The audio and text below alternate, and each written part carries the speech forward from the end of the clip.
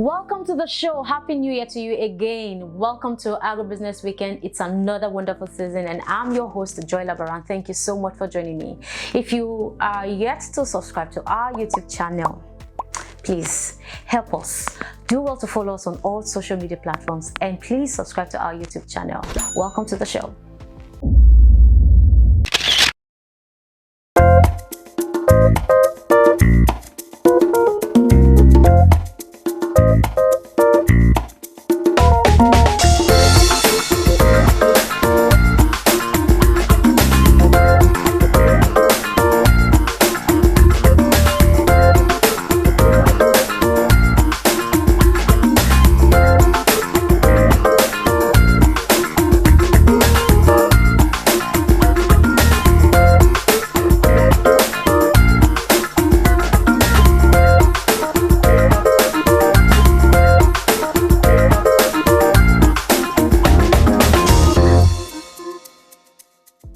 Welcome back. Now, despite the contributions of agriculture to the Nigerian economy, the agricultural sector faces a lot of challenges, which of course will affect its productivity.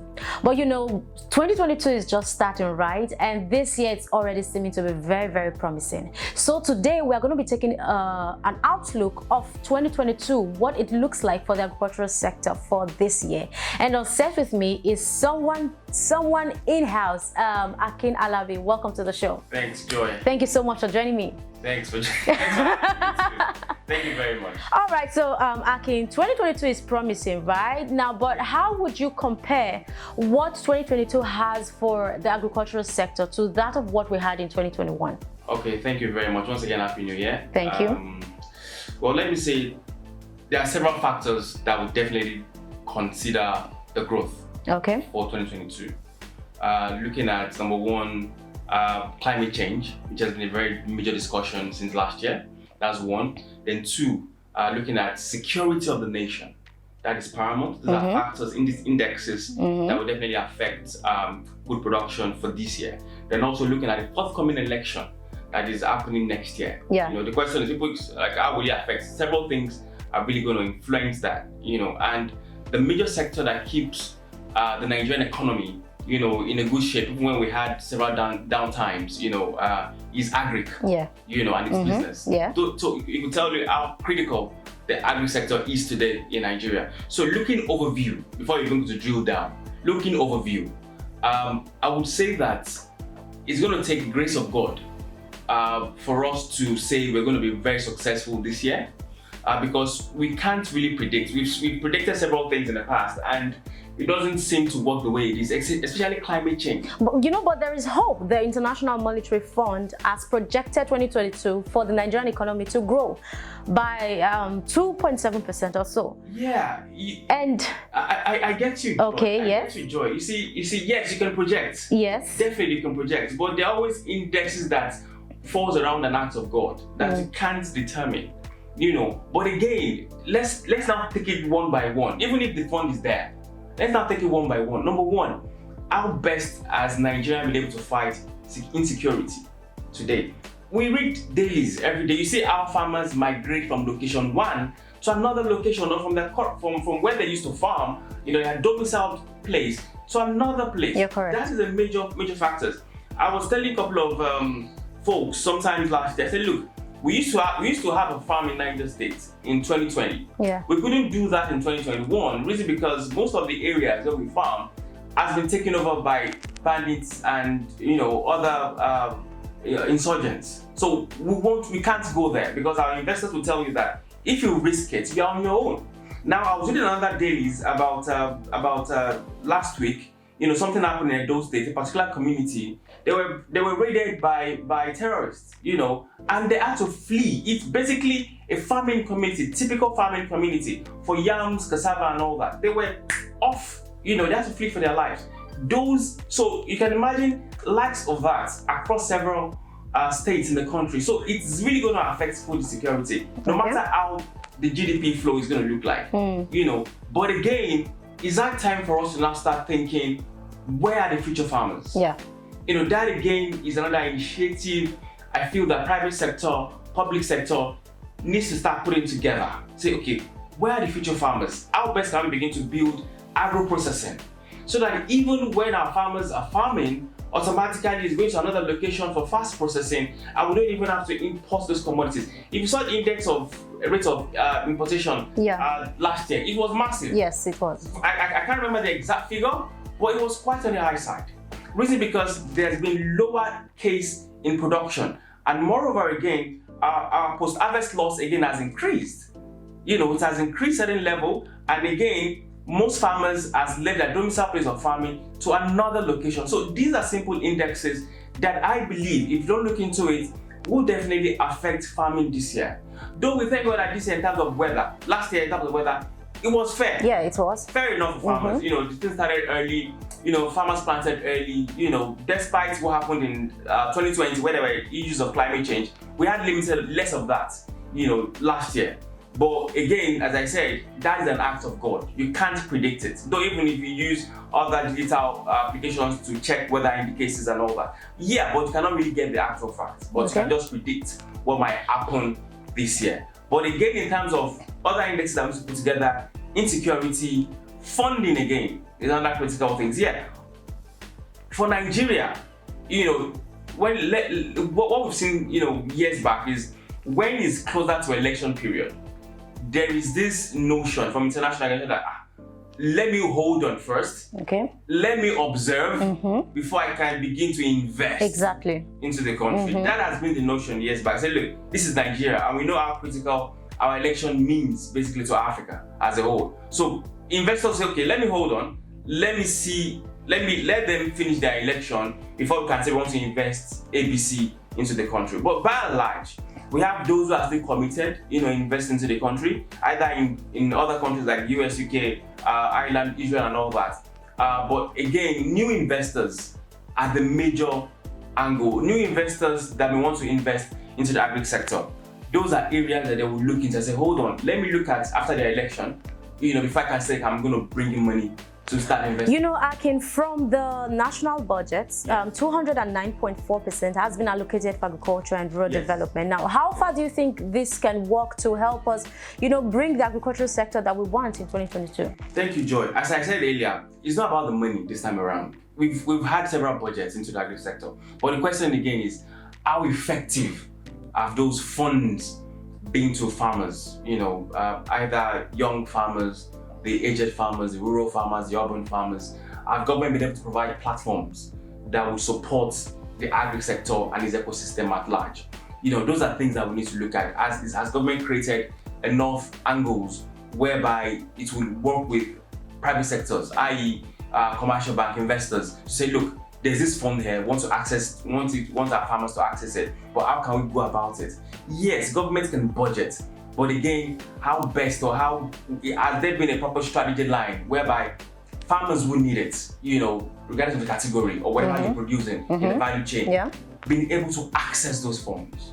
Those are critical things, and that's why you see most people like us clamor for innovative financing, bringing the capital markets get them involved in the ecosystem.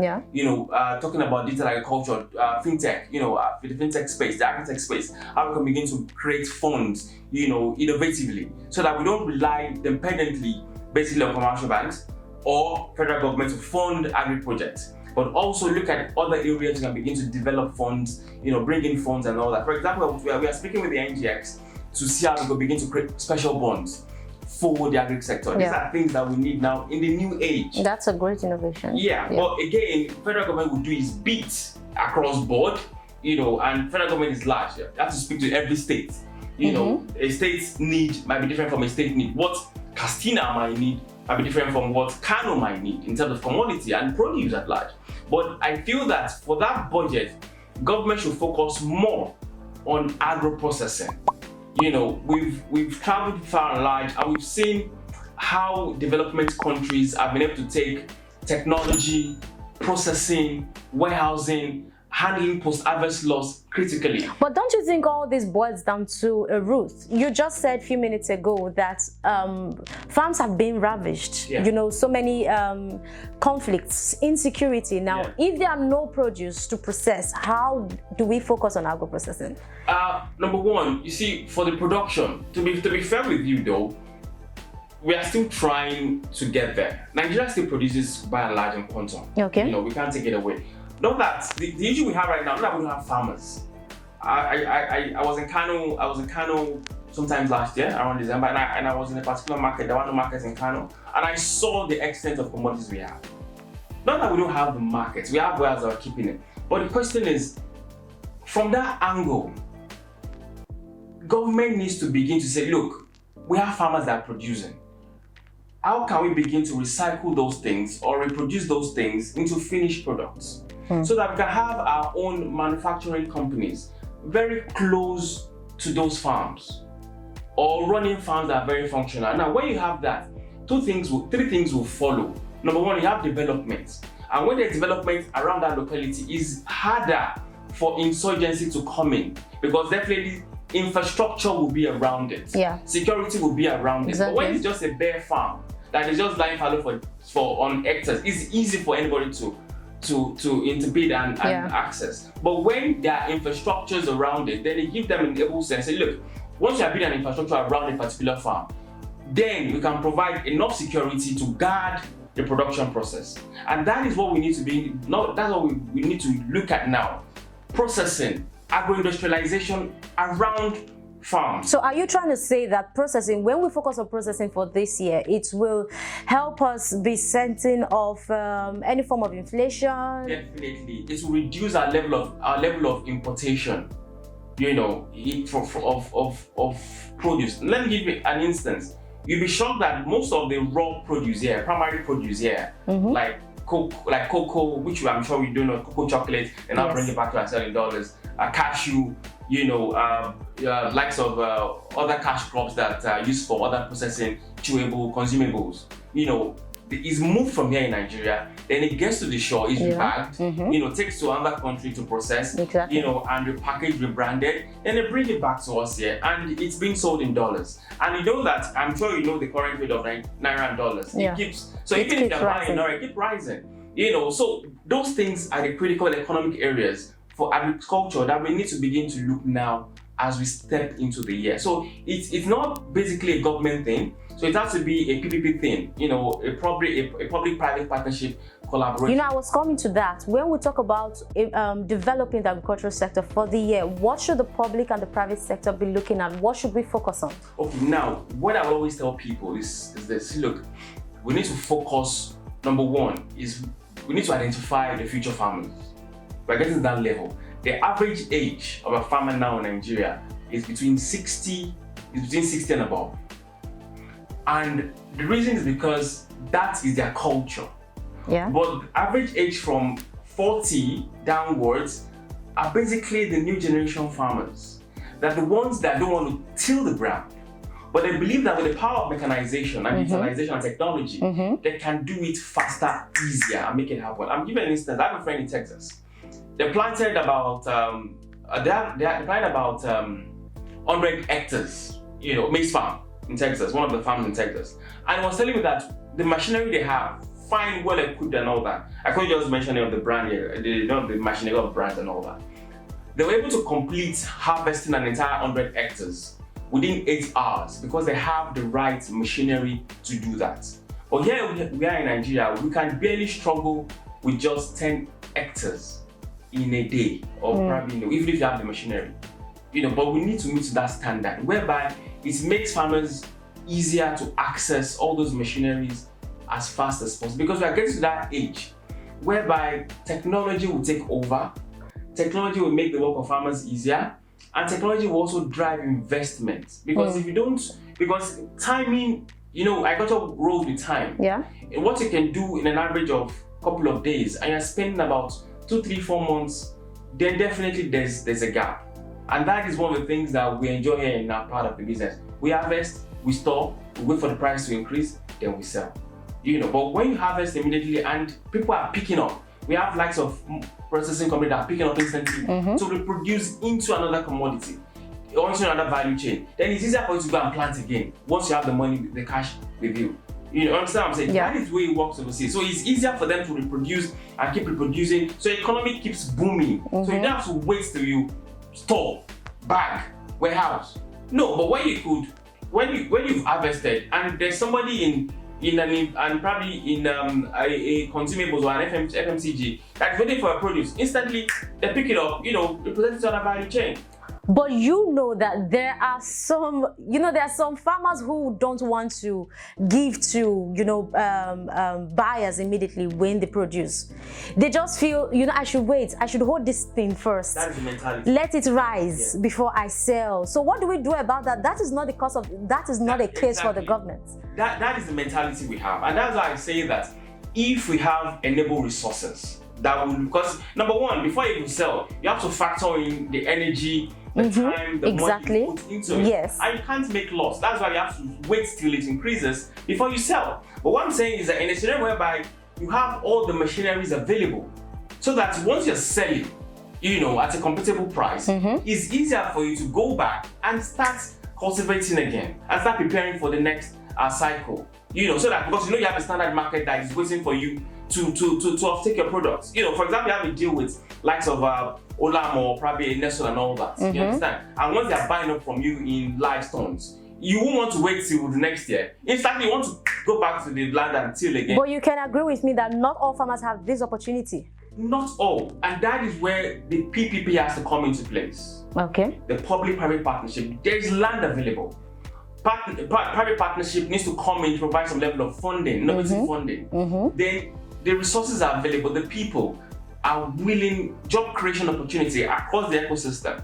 Those are there. Those are the things that we need to focus on. Yes, we will say during this dispensation, yes, the government tried, in terms of projecting agriculture to basic extent. I give it to them. They tried in their capacity, even across all states. Using Lagos State as a critical example, the Honorable Commissioner also they did a fantastic job in boosting agric, across all value chain, majorly with youth initiatives, All right. So they ensure the youth are participating, right? Yes, and they're able to back up a lot of machineries for young folks and all that. Beautiful. And states also like Ekiti, Ogun State, Kebbi State, Kano and the likes. We could see some level of it. And CBN also assisted in injecting funds to those states, which helped a lot in boosting the agri sector. Fantastic. But we need more than that. Private sector needs to play a role again. Let's because one thing the private sector is the risk angle. They look at, no, I can't go and put my money. Of course, nobody wants to lose this money. Yes. But again, when you're investing, everything is riskable, but you have to be sure again the level of risk you don't put your money into. As I said again, in agriculture, there's always an act of God. An act of God that I can't predict. You understand? But again, if you have observed over time, even when you're planting, that this happens on a yearly basis, then definitely know that you can reduce this particular loss, even if it's going to happen this year. Because know that every year, probably they'll release a dam from one particular place that's going to flood there. On this place, there will be a particular rain that will rain for 7 days that probably affects your rice or whatever you've planted on that particular line of area. So these are things that we need to start. So researchers, agronomists need to work more. Help support farmers so that they can make decisions. Because today when we talk about farm, people just think that I have a farm, I have a land somewhere, and I can just clear the land and begin to farm. You don't understudy what has been happening on that land over time. Even if rain falls, has there been a clog of waters in those areas? What has been happening in those areas over time before you want to start planting there? Is there a particular festive they have? Something like a complete research. People just jump into land and start farming and they make loss. So researchers, farm managers need to look at critical all these things so that it can reduce losses. So even when you're projecting for your investors, for your commercial banks, it's up in making accurate decisions. I know that, okay, even if I'm going to make 2 naira projected in the long run, I can still make 1.5 naira. You understand? Anyhow, right? All right, so before we go on our break, tell us, so many persons are envisaging to go into 1 or 2 investments in the agricultural sector this year because they're already taking their eyes off the non-oil sector.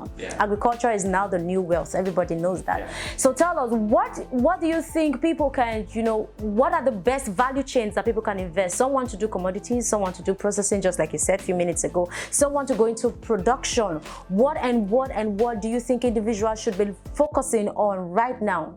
Okay, thank you, Joy. You see, all ecosystems are good, either from from the production, from the processing to distribution to harvest to machinery and all that. Everything is good. Just about identifying the one you feel you're comfortable with and you have much knowledge in. And that is why we tell people that, look, even before you start investing in agriculture, you get knowledge first. It's critical. And that's why we have the CFI Learning Academy to help people get knowledge about the value chain they want to invest money in. I've been able to meet a couple of folks that say, look, I have 5 million, I want to put it into agriculture. The first thing I ask them, do you have knowledge of what you're doing? Not that just say agriculture is booming. You just want to put your money and it burns your hand and you come back and start crying. No, you have knowledge in that particular value chain you want to venture into. Gain knowledge first. When you gain knowledge, it's easier for you now to say, okay, I think here might looks good. Then now go for a simple practical internship, 1 month, 2 months, see how it's done. Okay, when you see how it's done, you are comfortable, you understand the processes, you're able to access the risk. So even when you want to start, you have the knowledge and also you have the practical knowledge. So you can now say, okay, this area suits me to put my 5 million into easily. So not that you just say, I want 5 million somewhere, I want to go and put it in one particular value chain. You might bunch your hand there. If you have good people, because I told you we have scammers all around. A lot of them, Ponzi schemes. Exactly, yeah. They are there. They're ready to take your money. And the unfortunate part is, those who are more liable are the pensioners. Those are the ones that actually, they're the one who get their hands burnt. Hands burnt mostly. The pensioners, those who just left service and looking for where to invest in, and somebody will just come pitch one nonsense for them and say, look, I get 1 billion naira by investing 5 naira. And they'll just say, oh, greedy people put money there and they get there. Come on, Aki, that was just too big. 1 million naira for 5 naira. See, it happens. I've seen somebody that, it happens. Wow. That's the level. They will give you fantastic. They will show you designs now. They will show you the farms that is not their own. So you carry the way. So you think, And most of these farms are audio farms. They're audio farms. It's not existing. They just bring one farm in India and show you that that's there. It's in one place in Mota, one place in Chandisha, one place in Ibadan.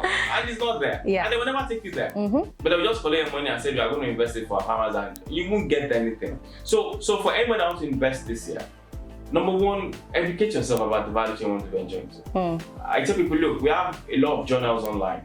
For me personally, I read journals from IFA, journals from FAO, journals from CGIAR, journals from AFDB. They help me understand agric across Africa and its shores. Okay. So that I understand what Africa is saying generally about agriculture. What is the positioning Nigeria needs to take place now? What are the innovations? What are the new ideas that we can begin to replicate in Nigeria that will help agri system? Because the idea we still have now, which is still very fact, which is a major fact, is that everybody still think that agric and its business is just typical farming. But there are several things you can embed in it. Several things you can embed in it. But we are getting there. People are getting them more. And I love the new generation farmers. They begin to understand how agricultural ecosystem looks like. I've had a couple of folks that say, look, I want to venture into the media part. I want to go into the technology part. I want to venture into several things. So there are so many value chains in the sector for people to thrive. A lot of it. Distribution alone is massive.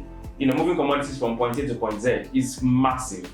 When you have the right truck, the right people, trustworthy people that can get involved in it, it's a big business. But first of all, as I said, you must educate yourself about the value chain before you even start investing at all, unless you get your hands on. And that is a simple logic, and I've tested it, and I know that is it. You just don't put your money into an area of value chain you don't understand.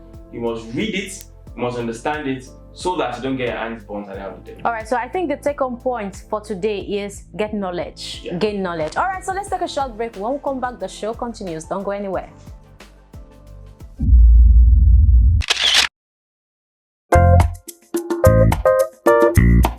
Hello fans, I'm David Wheeling, Managing Director of Ride and Farms, right here on Agribusiness Weekend. Keep watching Agribusiness Weekend.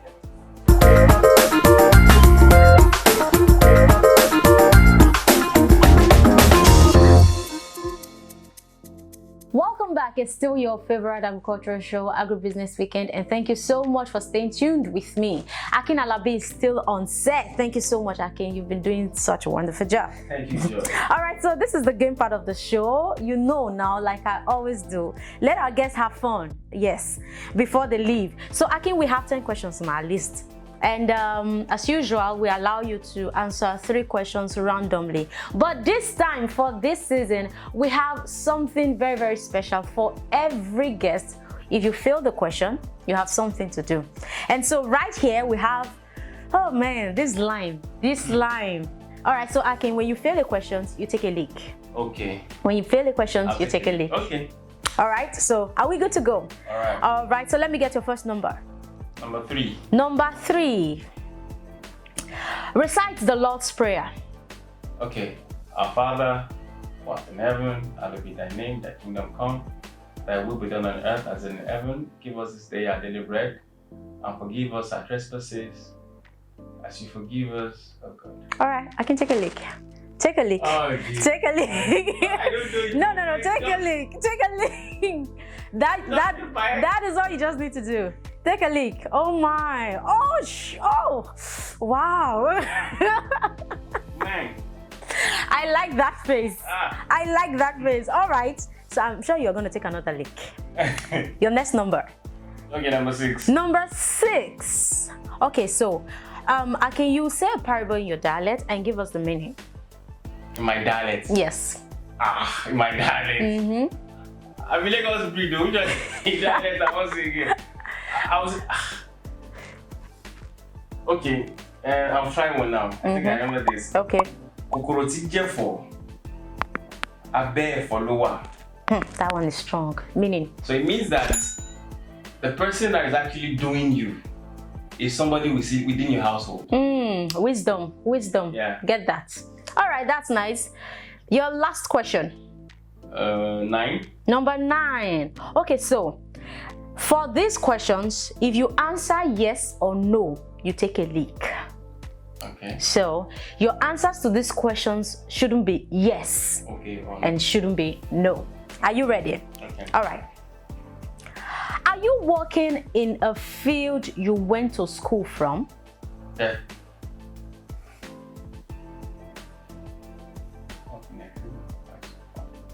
No. Take a leak. Take a leak. I like this.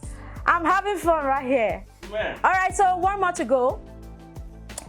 Have you ever lived in another country? Live is not decent. I have not lived in another country. You're right. All right, thank you so much for joining us on the show today. And from I and the Agribusiness Weekend team, we want to give you this package to say thank you for coming to the show. Thank you very much. All right. You did a great job. Thank you. All right, it's been such a great fun having Akin and Alabi on the show today. Thank you so much for staying with us. Hope you had fun and hope you've learned something to work on for 2022. And this is when we draw the curtain on today's episode of Agribusiness Weekend. And thank you so much for joining me. Until I come your way next time, please do well to follow us on all our social media platforms and click the button to subscribe if you haven't done so. You want more inquiries, you want to ask for more, you want to ask details for anything, you want to advertise your product, please, you can call me with those numbers displayed on your screen. Do have a great weekend. I'm Joella Farah.